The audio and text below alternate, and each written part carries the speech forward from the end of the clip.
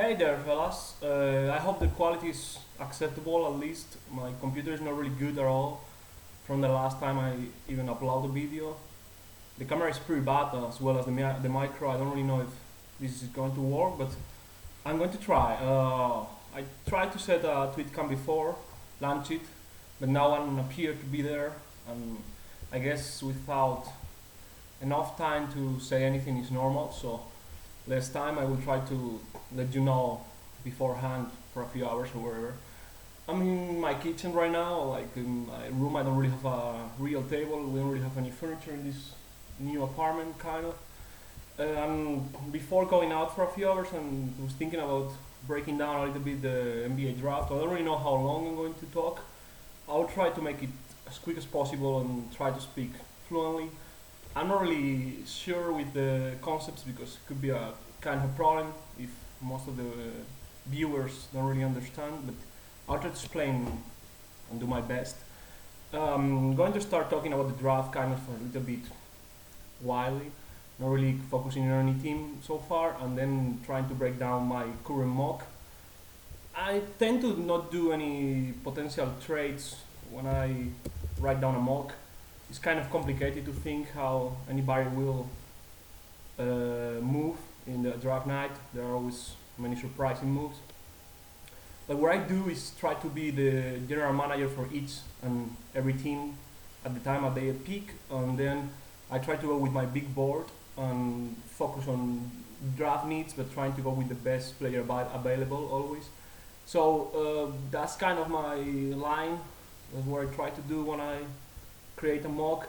I will say that if you want to get the draft order correctly, try to go to tankathon.com, which is a web page that like update every day with whenever trade or whenever draft rights that might change.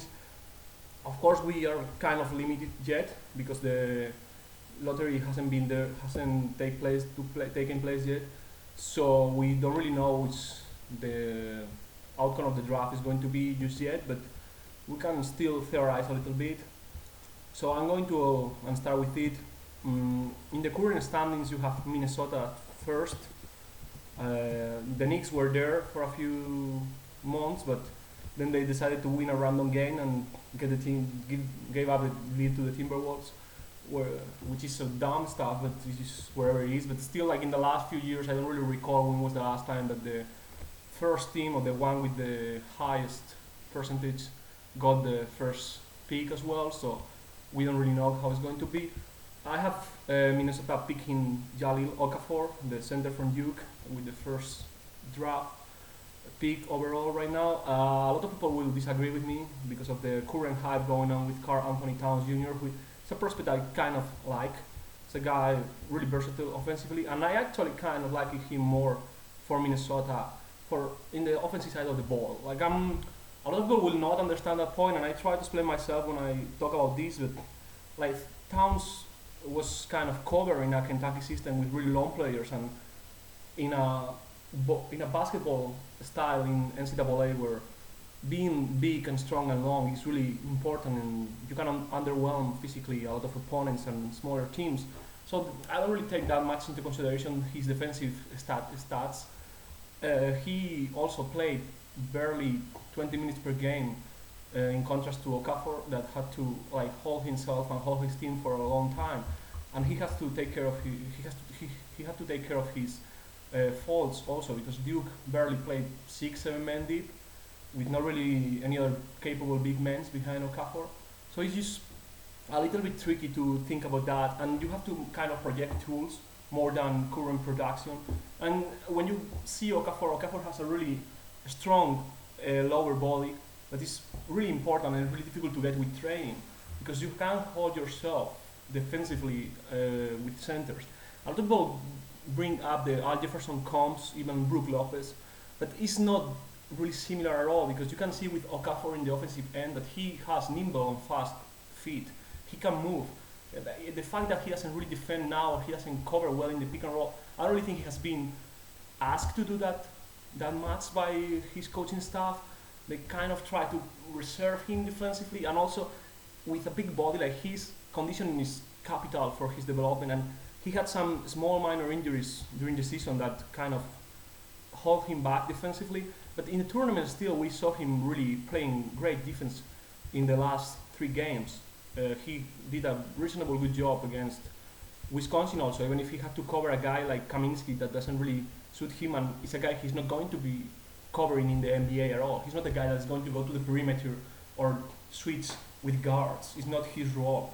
Like if you think about him, he's not there yet, of course, but if you think how he looks physically and how he can work defensively, like thinking about guys like Andrew Bogut or Marc Gasol, who have similar lower bodies, strong, big trunk legs, they can move fluidly in both sense, and they are smart. Like they understand the game, they understand positioning. They use Okafor just need someone that asks him to do it and someone that actually coach him to do it. I don't really know if he has been in that. Still, like I do this for Europe. I don't really have any contacts or stuff like that, other than talking with some random people on the internet. So it's just kind of a issue here.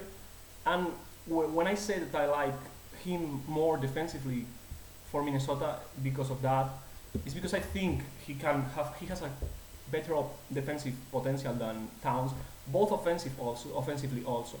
But Towns fits kind of better with the Timberwolves have in place, with Andrew Wiggins in the perimeter, with some of the guys they have inside that might continue next year, with Rubio as well. Towns is a versatile big man that can hit the perimeter shot, that he can dribble from the hoop, he can pass from the high post pretty well. He's not really a back to the basket player. He can do that. He has not really a big array of moves. He can move to his side and then left the hook and all that, but he's not really a power player on the post. But he can run the floor, he can play pick and roll, he can hit from outside, and he can pass pretty well. So he's a kind of a really good fit with Minnesota has in place. Still, I don't really know if they should be drafting, taking into consideration any other player than Wiggins.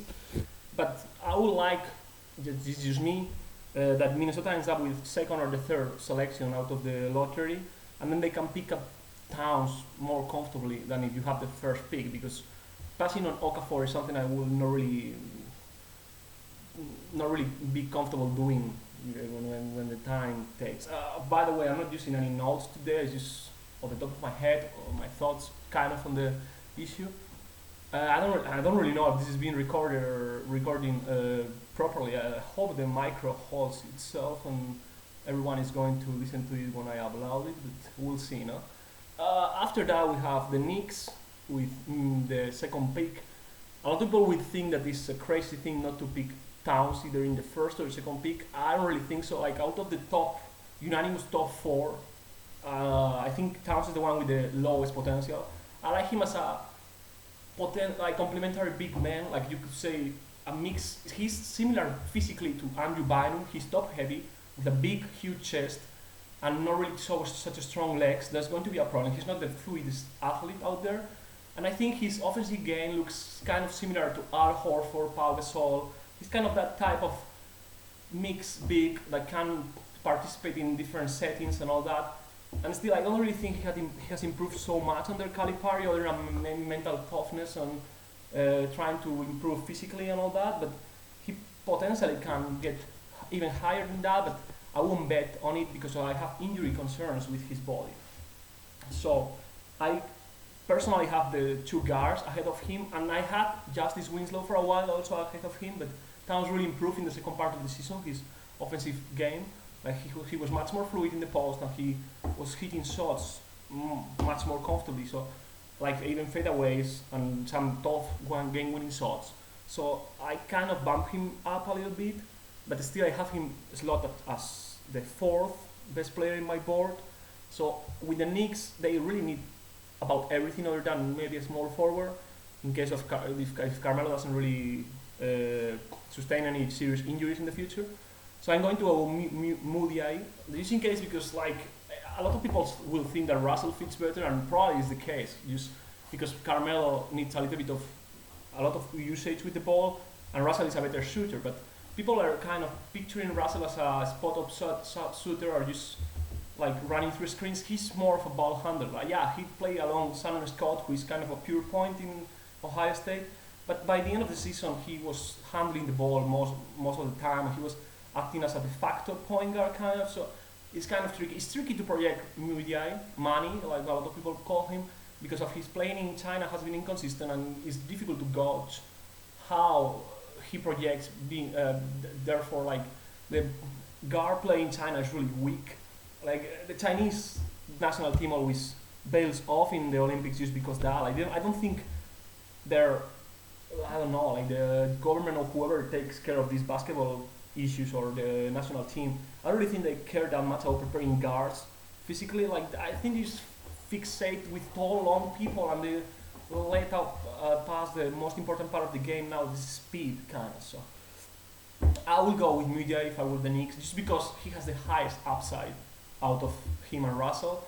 Mudia is a big boy, like to be a point, like he's around 6'6", and they list him at 200 pounds. I think watching his footage from China, I think he has probably grown into 220 pounds easily. He's 19 years of age, and he's like a really mean big blade guard. Like you can see his body is like a man child. He looks a little bit like LeBron physically. He looks a little bit like James Harden, Paul Pierce. Those type of athletes that mix pretty well explosivity and strength. He can get to the hoop really easily. He has a really tight handle. And he's a superb passer. Like a lot of people are projecting him to be a Russell Westbrook type when he was coming out to UCLA. Or he's not that type of guy. He's more in the mold of John Wall or even a huge Kyle Lowry. I would say, like he's a really good advanced point guard at this stage compared to other teenage players kind of. And I would say that it might take some growing pains, and I don't really know how he's going to fit with Carmelo. I don't really know how anybody will fit with Carmelo, to be honest, at this stage. But I really like the guy, but it's kind of tricky to, like, he needs veterans around him, and he also needs shooting, and people that don't really take the ball out of his hands, but you don't really know if you are going to be able to win that much with the ball in his hands, so, or at least not to win it all. So I think the Knicks will be wise picking Mujai and trust him in internal development with him. I think he can be a really lead guard, like really big time point guard in the NBA. I would say like he projects right now as a James Harden type of guy with not such a shooting from outside the arc. He can hit it, but he's not a shooter just yet. I would say like he can develop that. Like we have seen, for example, with Kawhi Leonard. So far, like he couldn't shot a leak in San Diego State University, and now you hit him like shooting fade away. So it's just the proper training, and he has all the tools other than that. So it's just, I feel really positive about his development. And then with the third pick, we have the Sixers. I have a feeling that they are going to end up with the first pick, just because the draft lottery has this type of thing going that whichever could get like a worse mess with the first pick will end up getting it, and the Sixers will have a huge decision on if they want to trade it or pass on Okafor and picking any other guy. So I think I have that feeling that they will end up with the first pick out of the lottery, but we'll wait and see. I have the Sixers picking Russell, which for me he looks like a really proper fit for them, right? Like he's kind of a combo guard, like a modern combo guard. He's 6'5" with long arms. He has to still bulk up a little bit, like he did for a while in OSU. Like he improved in the Buckeyes. He was kind of weaker in Montverde High School in Florida, but he still has to add strength, and he's not an elite athlete or anything like that, but he has a really good handle, a little bit high. He has to tie them up a little bit. He remembers me so much of a John Stephen Curry. Like you can see the way he moves, the way he handles the rock, and the way he shoots. Like he's kind of similar. He's bigger than Curry, I would say, and he's still not the shooter that Curry is, but he can handle it better than Curry did at the same stage. He's a better passer than Curry was also. He throws some sick passes out there. Like he really enjoys. He has a superb vision. I think he can fit really well with what the Sixers have in place as well. Like they have a potential elite duo big men down there with Noel and Embiid. I'm not really sure if they are going to work together, but they will try it, of course. And then if you add Russell in the perimeter, either playing, I don't really know if you, like, it depends on defensive matchups. Like if Russell is not going to be able to hold himself down defensively, you can pair him up with a Pat Beverly type and play him as a shooting guard, but he will end up playing point offensively like James Harden does for the Rockets. So it doesn't really make any difference. And then they have a couple of good projects in the small forward with Robin Covington and Jeremy Grant. So they kind of grow from there, I would say. And then Saric could play as a six man, or just if Noel doesn't work next to Embiid, you can end up trading either of those two, and Saric could be a starter. You don't really know. It's still like a lot of pieces growing in, but I think it's a really good opportunity for the Sixers with this draft. There are at least three guys that fit their style and their core pretty well in the top five, I would say, with Media, Russell, and even Justice Winslow. So it's another opportunity to keep adding pieces. I I kind of hope that they end up with any other of those picks that they have, like the Miami pick, because I don't really like the Heat, and I hope they don't get a high pick in this draft. But they end up losing a lot of games at the end of the season, so what potentially could be a 11th pick for the Heat, for the Sixers, and end up as a 10th pick for the Heat, or who knows, maybe higher. And also the Lakers pick, like it's a lot of 4 overall now, but they, like, you know how I guess everyone that is watching this kind of know how the lottery works. So they are like the Lakers most likely pick is the 5th pick after the lottery. We will see where they land. But if they land at 6, the pick goes to the Sixers, so they could potentially have 2 picks in the top 6, plus even a pick in the top in the lottery, late lotto with Miami. If any of the last 4 teams jump into the top 3 with the lottery, that takes place late May. I don't really remember the date. We're going to continue with the Lakers pick precisely. The Lakers, they need about everything as well, like the Knicks. They have Julius Randle as the future power forward or whatever, but he broke his tibia in the first game of the season for the Lakers. I really don't remember which first, second. And he has some, like, he fall a little bit lower than he was expected last year, because there are some serious concerns with the offensive versatility and his physical attributes. Like, he's a good athlete, not elite, and he has some really good tools with his ball handling and his upper body and strength, so he can drive into the hoop. But he really needs to develop a outside shot to work it out and be able to be effective in the next level, right? And then in this case with the Lakers, they need about everything. I will really have a doubts about what they are going to pick, because it depends also in the direction they're going in the free agency, right? A lot of talks about Rondo going there. In this scenario, Mudiay, who is the only guy that could potentially not work or not fit with Rondo of the top 5 candidates, I kind of see Brian at this stage as a either shooting guard or small forward. It doesn't really matter. You just need to pair him up with somebody that can defend on the wing. So it could be both. So it could potentially work with Russell. I won't love it, but I think they will give it a shot if they sign Rondo. So in this case, Towns is available. I think they would probably go with him. I'm not really that convinced about how they will fit together defensively. Like, I have said, I have a lot of doubts about Towns defensively in the NBA. He has not the strength level to protect and cover centers. There are a lot of good centers in the league. Like, a lot of people underestimate the center position right now, which is not really the weakest position at all. Like, you can see shooting guard is way worse, for example. And Towns has a lot of, like, he has weak legs, and he's kind of a slow foot. Like, a lot of people say he has like boats for feet, kind of. So he's just a little bit tricky to project him defensively. He was kind of covering Kentucky, and all we have talked about. And I would say that he's not that mobile also. So you don't really see him covering perimeter players or playing the 4. And I don't really know if he's going to be a rim protector at all with his tools.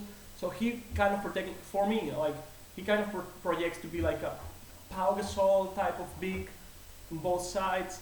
He's either been more active than Gasol from where we have seen, a little bit more like, I don't know, he's like more motivated when he plays defense, I would say. Like, you can see him moving around a lot, but you don't really know if that's because he didn't have to play that many minutes for his team, right, in NCAA. So it's just, there are doubts there. So I don't really know how he's going to fit with Randle defensively, because Randle is not he doesn't project to be a big time defender at the 4.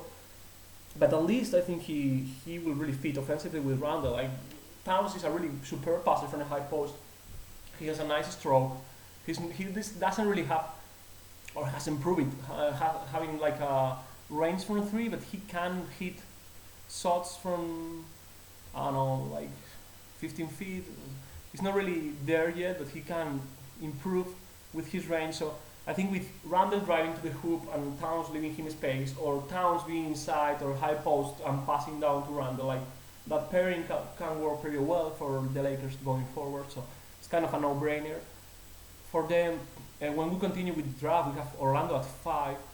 I don't think the Magic fans were expecting to be at 5 in this draft, and I don't really know like how they see this class, because for me there is only two realistic options for there out there at 5. One could be Justice Winslow, the swingman from Duke, or one could be Kristaps Porzingis, the guy from Latvia that plays in Sevilla. Like there are not really many more options. You could go with Esonja, but it's not really. I don't see how he's going to fit with Oladipo and Harris. I'm assuming that they're going to retain Harris because they have a really kind of favorable cap situation already, and the cap is going to bump in the next 2 years and go really high to 108 million, I think, in 2017. So it doesn't really make sense to let go of Harris right now. He's going to cost them around, I would say, between 12 and 14 per. It's alright for what they have. So I don't really see Esonja fitting with any of those two guys, offensively or defensively. I'm not a fan of the situation for the kid. On the other hand, it depends also on the coach they are going to pick. They were talking about Skiles for a while. Now Scott Brooks, Thibodeau also. So they are leaning towards a defensive-minded coach, I would say. So probably trying to get like the most NBA-ready player. Porzingis is more like a project. He could potentially play some minutes and do some stuff out there next year, but still, like, he's kind of weak physically. Like he's never going to add a lot of weight because he doesn't really have wide shoulders or anything like that. But he still has to work a lot on his body and his game.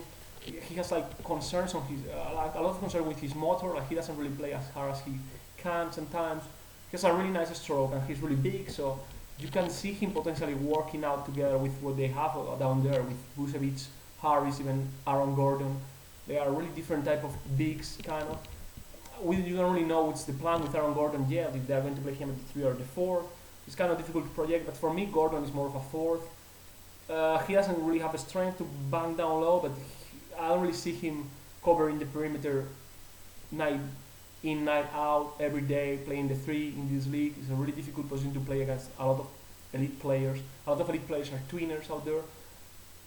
So it's kind of tricky. I don't really know if he's going to end up being a 6-man type of guy. I wasn't really high on him last year anyway. So I got the Magic on Justice Winslow at 5. I was enamored with Winslow after the first 5-10 games of the season. Previously I had Stanley Johnson going higher than him. I was not really convinced with his size or his game, but he's really, I can really underestimate him before. Like he has a superb body, like crazy strong for the league already. He's a way better athlete than Johnson. He can finish above the rim with both hands.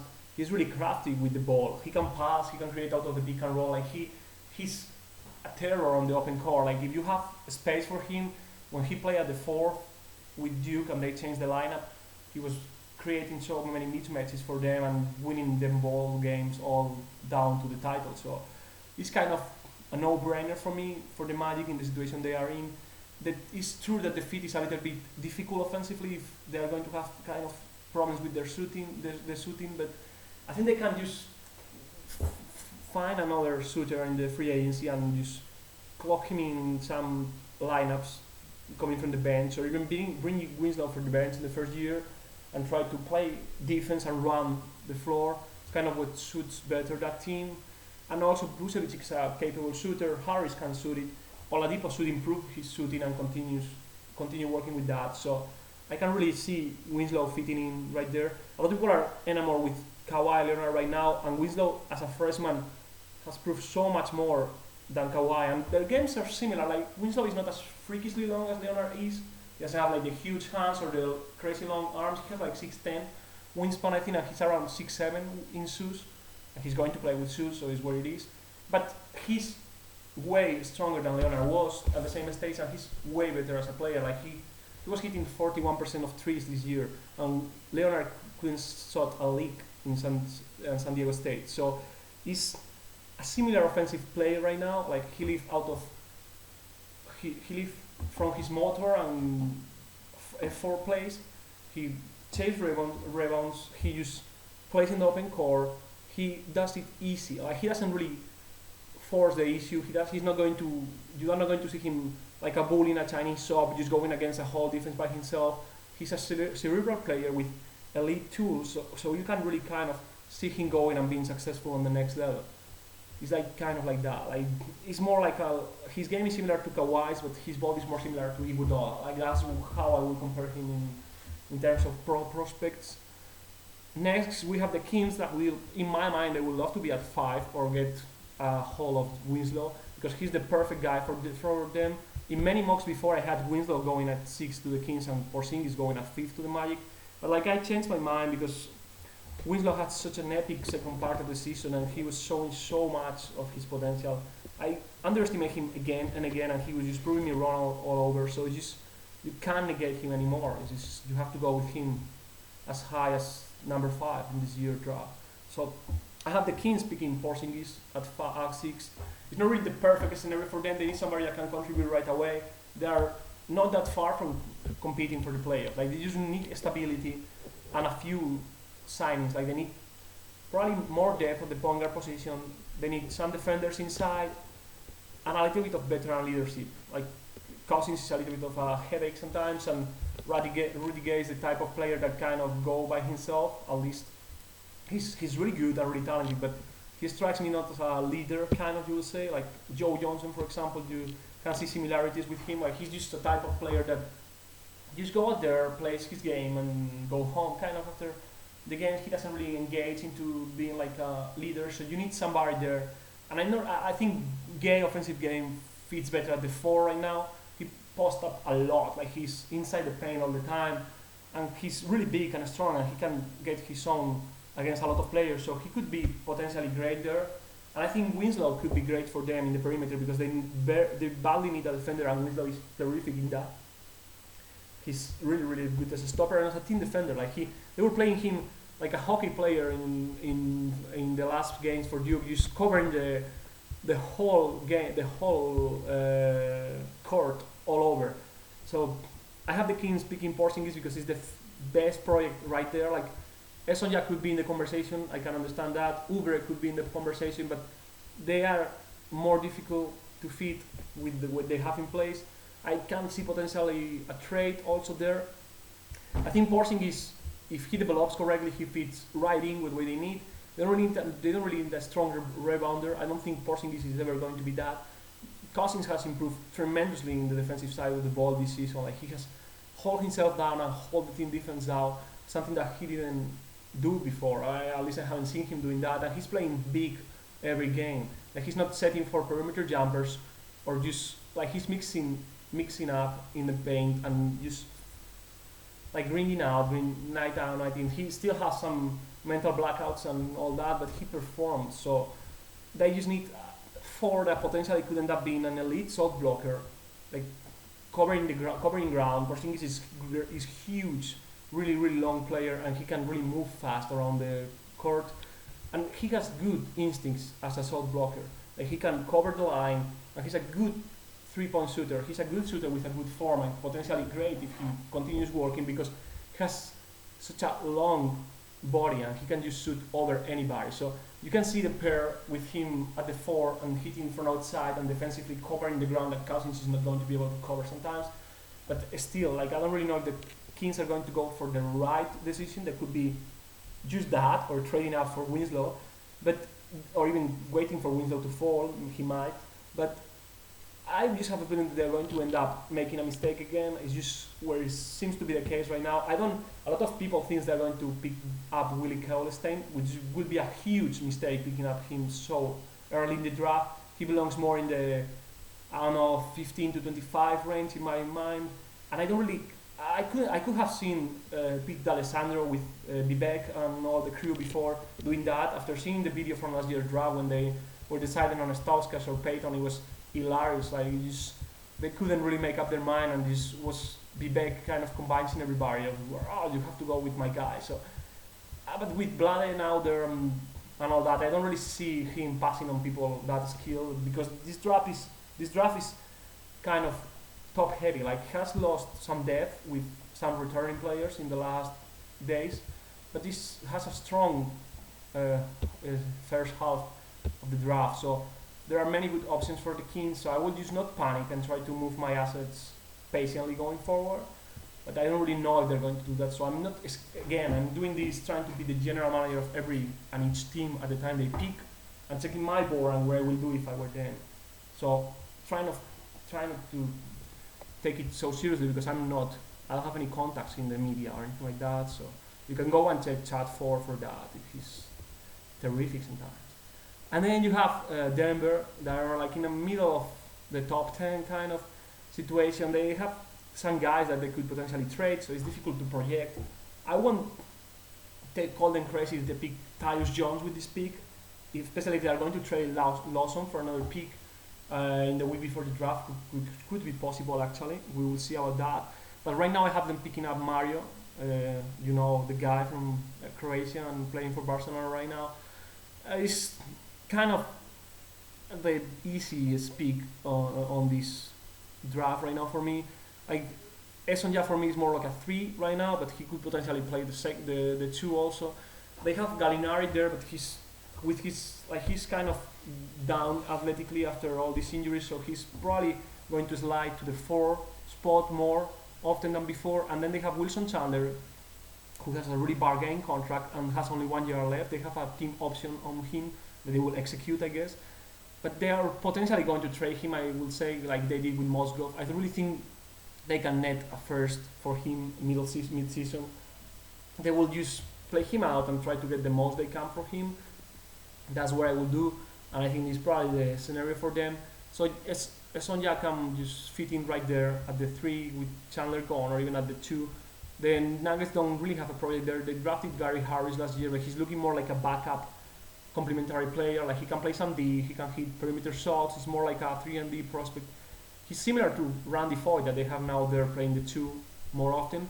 He could just fit in his shoes when he leaves. I think he probably won't be retained this free agency. So Esonja makes the most sense for Denver. I will try to trade some pieces if I were the Nuggets just now. Not Gallinari because his value is still not that high. Also, you have to think about him with the injuries. So you don't really know how his value is going to change during the season. He might get injured again, so it's a difficult situation for the Nuggets with that because you don't really know when is going to be the right time to trade him if you potentially want to trade him. So it all depends on the offers, but I really will look at trading Tywone Lawson. I like Lawson at all, but he hasn't really improved in the last years. He seems to be like a one-man, one-pace guy. Like he doesn't really slow down, and I don't really know if his body's going to hold with that playing style of his. And he's like kind of, I don't really want to weigh in that much, but he seems to be kind of a difficult guy to deal with his media comments all the time, or his Twitter account, and how he trash talk with anybody. So I don't know if it's the right piece for a rebuilding project there down in Denver. And there should be a lot of teams interested in him in this lotto and the draft. So he could just probably get Denver a first or a couple of firsts. He has a really bargain contract as well, especially with the cap going sky high in the next 2 seasons. And then we have Detroit, who is a fascinating scenario. A lot of people have Stanley Johnson going here. I don't really like Johnson going there. It's not that there's any other better option right away, but I'm not a big fan of surrounding a guy like Reggie Jackson that needs an open court, or Drummond that is not really spacing big or anything sort of that. Surrounding him with a guy like Johnson, yes, he has been shooting the ball reasonably well at Arizona, but if you look at his form, his shot is really flat, and like the angle is not correct. He has to change his form a lot, so that will lead into a lot of shakiness with his shot in his first season at the pro level. And he has a big body, but he doesn't really finish at the hoop like he's not a premier athlete. Not even, I would say he's average as an athlete. He's huge, but he should lean out a little bit, like trim it down a bit. Like he seems to be way too heavy for the way he has to play. Like he doesn't really get a big burst of explosiveness out of his legs, and he seemed kind of slow in covering guards this season. Like he played the 2 some nights because he played next to Ronde some nights, but like like he was coming. Rondé Hollis Jefferson, that's another guy that we'll have later on. He was coming from the bench for the first half of the season, and then he was starting during this tournament for Arizona. And like they played together, and Rondé had to cover the guards more than Stanley most of the time because Stanley right now he's a small forward through and through, and I had him really high last summer. I thought he was going to be a better athlete before I saw enough tape of him. And the way he's built, he looks like LeBron out there. Like he's 6'8" in shoes, has a long 6'11" wingspan. He's like 245 pounds, and he's kind of a big guy. Like he has a really fast first step, which is a big thing. But he after that he's not crafty enough to either get free throws or finish around the hoop, and he's not an elite athlete to finish right there. So if he's not going to be able to space and he's not going to be able to finish, you have like a potential inefficient player, and I don't really know if Stan Van Gundy is going to wait. A trade is possible here with the pick, but I have them standing still and standing pat and picking Kelly Oubre out of Kansas. A lot of people will consider this pick a little bit of a reach. I think Oubre has tremendous tools. Like he has a really sweet jumper, unlike Johnson. He's streaky still, and he's streaky with all his game, but he has elite length. He's longer than Johnson. He's a way better athlete also, and he is kind of a mystery man. Like you don't really know how to project him, but he has the tools, and he kind of could go sky high. Like you're looking at the guy that could end up being.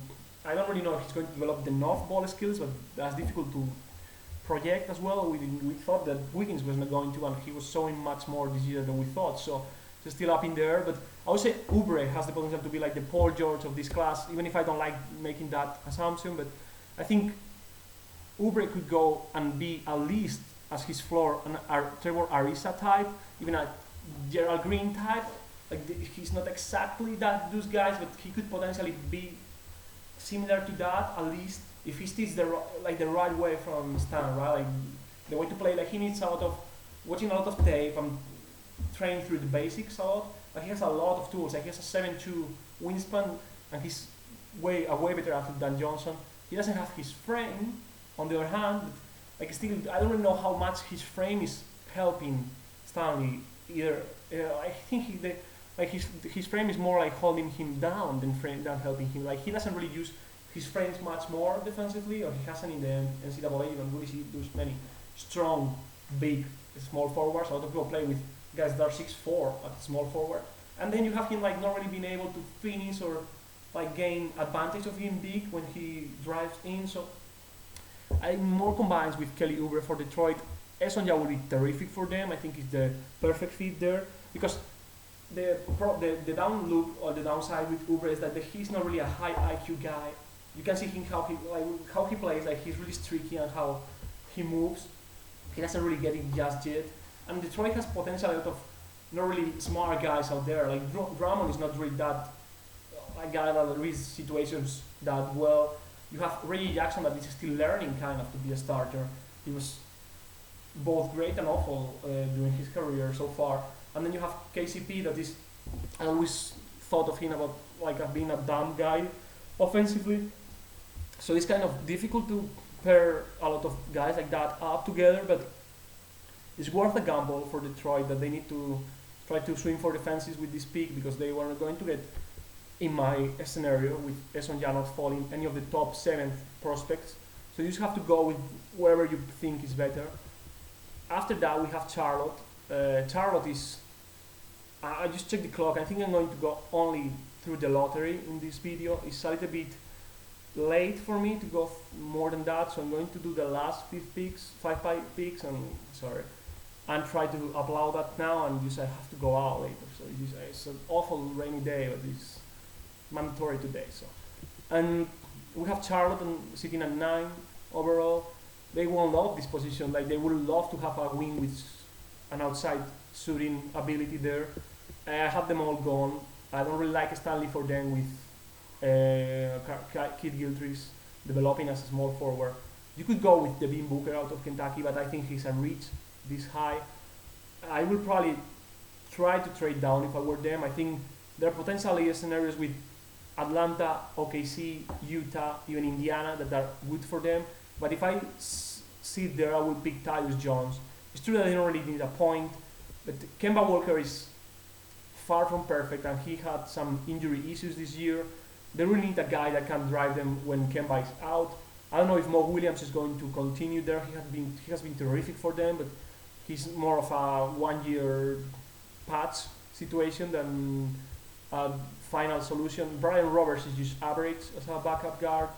I will go with Tyus because he's the best guy I have available in my situation right now.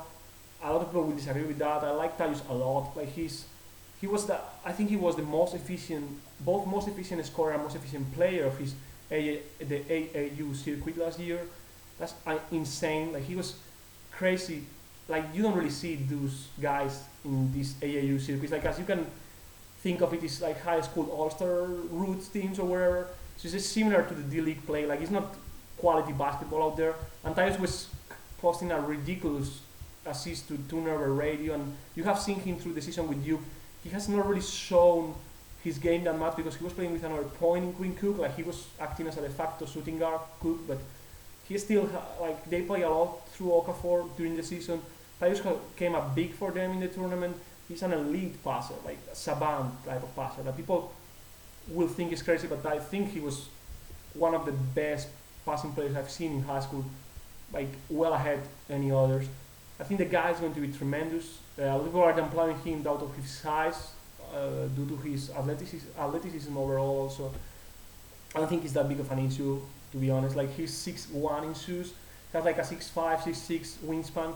He measures similar to Mike Conley. He's not the athlete Conley is, but he's enough of an athlete to play in the NBA, definitely. And his shooting ability is improving. He is a more than a capable shooter from down deep.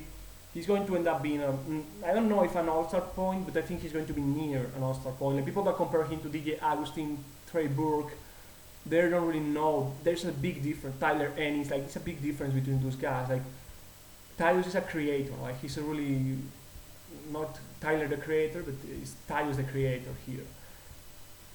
After the Hornets come the Heat. I'm not really liking the Heat with what they have in place. I think Dragic is going to continue. They don't have any other options out there. They gave up two unprotected firsts for him, I think. But with Dragic said, with Wade, even if he's not ready to play in a whole long season, he's going to be there. You have Denk, that I don't know if he will opt in with his player option. And you have Boss, McRoberts, and Whiteside. Both Boss and McRoberts have some injury concerns going on with them. Whiteside has some character concerns still. He got benched several times in the year, even after his highly productive play. But I consider it that the Heat will potentially, especially how basketball is going right now, need more a small forward or some wing depth than a big in this position. So we'll have them going with Stanley Johnson. I don't have Stanley dropping that far from 8th or 9th, just to 10th. I think even with we have talked about him, even with his weakness, he has enough of a productive year. He has had really enough of a productive year thus far, and he kind of has kind of an upside because he's one of the youngest players in this class. Like he's still 18, I think, right now. So he could potentially work on his shot and evolve physically. Right now, I see him. He's not the same player. He doesn't play the same as Evan Turner did in NCAA. And I think he has a similar weakness to Turner. Like they are both weak athletes that can really convert near the hoop, and their shots are streaky. But still, Johnson is much younger than Turner was when he declared. So I think Johnson has a really higher chance of improving and being at least a late starter in the league. Like I think at least he could be a DeMarre Carroll type if he buys in being a role player and playing D. A lot of people compare him to Artest. I don't think he has the quickness Artest had with his legs, and he's not as strong as Artest was.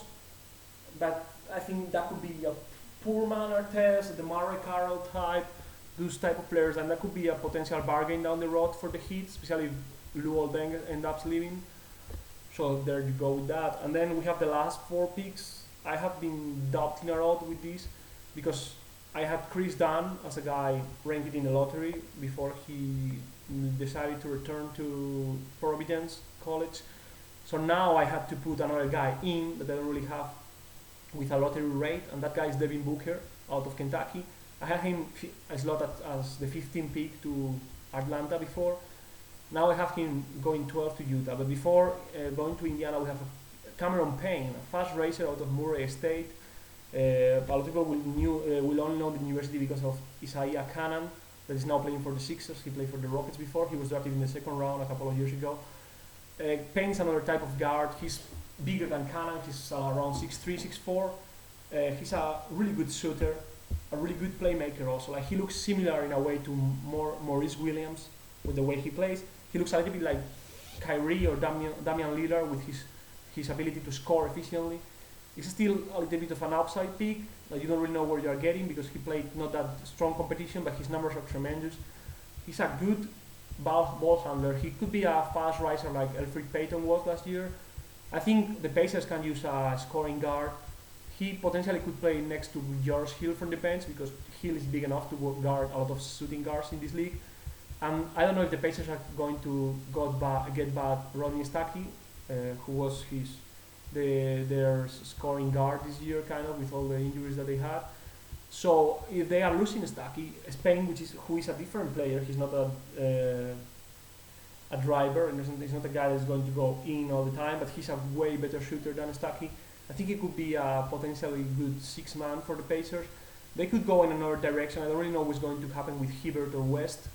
They could go with a big here, but I think Payne has considerably bigger upside than some of the bigs that are available.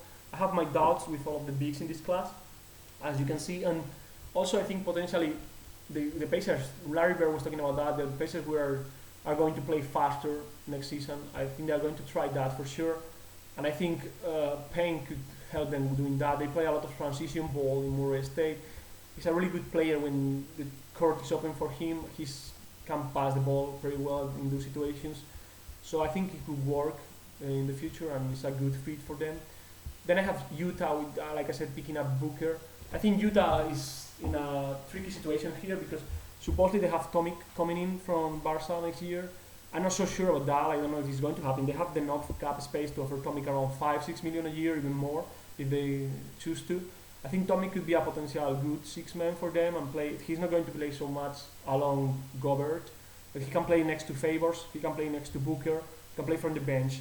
So adding a shooter could be important for them. They have their perimeter rotation kind of set if they bring back Joe Ingles, but still, like, they had Rodney Hood playing really good basketball in the second part of the season as a de facto shooting guard of the team. He's more of a three, or he played more like a three in Duke.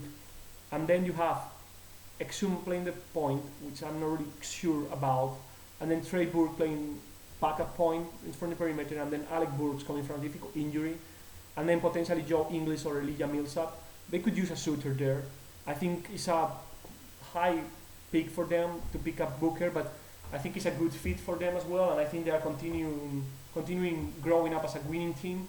So it's better kind of to make choices trying to develop the guys, and I don't really know if they're going to be able to develop another big. We had that situation going on with Cantor, and you end up throwing out a lot of your pick. So in these circumstances, it's just better to go safe, kind of. Booker is going to. He was for 75% of the season for Kentucky. He was an elite shooter. Then he crumbled a little bit in the tournament, which is normal for a freshman.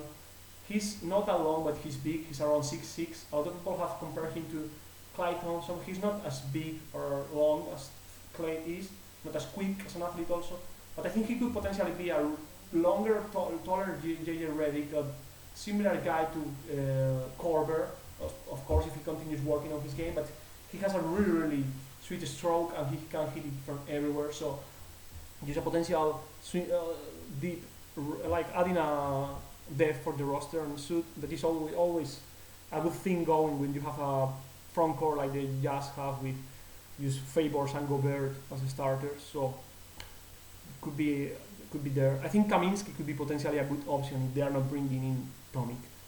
If they are not bringing Tomic in, or they are trading his rights, there could be a lot of buzz about him and something with an open spot at the 5, maybe want to make him the starter, so they could potentially trade him and get a bigger return than they think.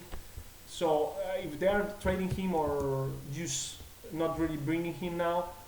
Kaminsky could be a really good option for them. Right now, I have them take them Booker, and then we go to with Phoenix and OKC. That they're the last two ones. Those two picks could go both ways. Right now, I have Phoenix picking up Miles Turner out of Texas. I think Turner has a little bit of a bigger, higher upside than Kaminsky. I see Turner as a similar big as a guy that a lot of people might not know or not remember. Raef LaFrentz. He played for Dallas. He played for Denver. He played for Boston as well. He was traded for Antoine Walker at one time, from Dallas to Boston. He's a similar big, like he's not a big time athlete. A lot of people compare him to Heber because they move kind of awkward. Like he hasn't really grown into his body. That could be growing pains, and he could develop into a decent athlete going forward, and could be a high upside pick here. A lot of people compare him to a Philo Longhorn, LaMarcus Aldridge. I don't see that happening. Like he's a good jump shooter as well, but he's more of a center. I don't really see him being fluid enough to be a power forward. He's a kind of weirdo. Like he's a face-up center with good shot blocking skills. A lot of people that play center and they have a perimeter game, they don't really block shots or not that efficiently. Like Spencer Hawes, you could see Kelly Olynyk when he plays the five for the Celtics sometimes. He's not a guy. Turner can do both. He needs to add strength and continue growing on his body. Like that's the most important part for him, other than learning some professional settings. But he's a swing for defensive pick. He could mix kind of well with Alex Len and the front court they have in place because he's a different player from Len. A lot of people will think that Cauley Stein is a good option for the Suns here because he can play right away. But I think developing Len is more important, and Turner is not as similar to Len than other players. So Turner is a kind of big guy that can develop into a face-up center with abilities to block shots and protect the rim, which is really important nowadays. So it's a big time pick for the Suns this low. A lot of people have him going higher. I have my doubts with his body, but he has an inconsistent season for the Longhorns. They've end up firing their coach, so you don't really know how much is his coach's fault or his, but he's kind of raw. He's this type of big that all these bigs in this class are kind of skilled in terms of knowing their limitations and trying to do whatever they know how to do. Other than Cauley Stein that is not really developed offensively, most of them are kind of capable of doing some things. Like Turner has a good hook, not elite or anything like that, but he can hit some. He has some moves next to the paint. Like he's not a guy that is going to be comfortable doing that, but he could develop in the future. And then for OKC, I don't really know what's going on with Cantor. I guess they are going to bring him back, but they have a really set rotation already. They have Josh Westis that played in the D League this year and is going to come and sign a contract with them. They promised him that. They have the potential to bring in Semach Christon as well, that they drafted in the second round last year. They have DJ Augustin coming back. They have Robertson coming back. They have Morrow, Jeremy Lamb, Perry Jones. They have Durant, of course, and Westbrook. They have Ibaka, Collison resigned. They have McGarry and they have Cantor and Adams. So they don't really need any player. So I have them going BPA, like drafting Kaminsky with the best guy available right now. He's a guy that could potentially become an elite spacing big. He has not many moves near to the basket. He always do the same move, kind of like a spin to his right and hit near to the basket, kind of if he can, or threaten with his perimeter shoot. But he's lanky, he's big, he can defend in space. He's more of a power forward to me because of that. Like he's never going to hold himself against centers. He's not going to develop the strength level that you need for that. But he could be a good defender at the power forward position. I think it's more of a safe pick for the Thunder, a guy that could come right in and contribute if they need him to. If they have any sort of injuries, McGarry is not the healthiest guy in the world. Adams has some issues. I don't really know if they are bringing back Cantor. It depends on the price, I guess. So we'll see about that. I think it should be in place to trade up for them. They don't really need more depth. They need more impact players. So trading up to 9th overall, that's Hornets could trade down, trading up to 11 overall, trading up to 12 overall, even trading up to 8th. Like they have some good sweet pieces over there. Like they have the rights of Tibor plays, I think still they have the rights of Alex Abrines, they have the rights of Westis, the rights of Criston, they have Jeremy Lamb, who has really not developed so far, but you never know if someone is high on him. You have Perry Jones, that I don't really like, but he had a stretch of good games this season. So they have the guys if they want to make a move and try to add a bigger piece. Like they could go out for Stanley Johnson and try to trade up for him. They would try to go to for Kelly Oubre. You don't know. A lot of people have them going point here, drafting Jerian Grant. Could be an option. It's another senior that can fit right in and play safe, solid basketball from the get-go. But they have DJ Augustin that play really well, backup point guard for them, and he's a premium backup in this league as a point guard. And then you have a set of different type of shooting guards. I don't really know who's going to be the coach, so it depends. I don't really think anybody's going to continue playing Andrew Robertson as the starting shooting guard. Like he's a disaster offensively. Yeah, he's a really good defender and a good rebounder, but he's awful offensively, and he's like playing with 5 people or 4 people out there. So I think Robertson is going to slide in as the backup small forward for Kevin Durant, and they will end up playing either Lamb or Morrow as a starting 2. I think Waiters is a backup for life, kind of. So I think going and trading up for a potential shooting guard or combo swingman or something like that could be an option for them. And if not, if Devin Booker slides to them, could be a possibility if they give up on Lamb and try to pick up a shooter as well. So we were going to leave it now at the 15th spot for the Hawks. I have 16 picks left. Like I said, the depth of this draft is a little bit lower than we had expected before, because Chris Dunn came back, Jacob Poeltl came back, and another array of not that high rated guys came back also that could be that could have made potentially a stronger second round. So the last 4 or 5 picks are kind of tricky to make. I have at least, I think, 12 guys left that are for me first rounders, but like there are 3-4 guys that are still kind of question marks for me, and I'm trying to figure it out. So we'll come back with that. I don't know when. I will try to make it fast. I know that you probably are trying to see what your team has waiting for you, so I will try to break it down for anybody. And you can just tweet me if you need, you have any questions about it, or if the voice is awful. I can try to get a bigger, better camera. My old laptop broke down a few years ago, so it's tricky, but it's a return, an English return. I hope the Spanish viewers can kind of manage.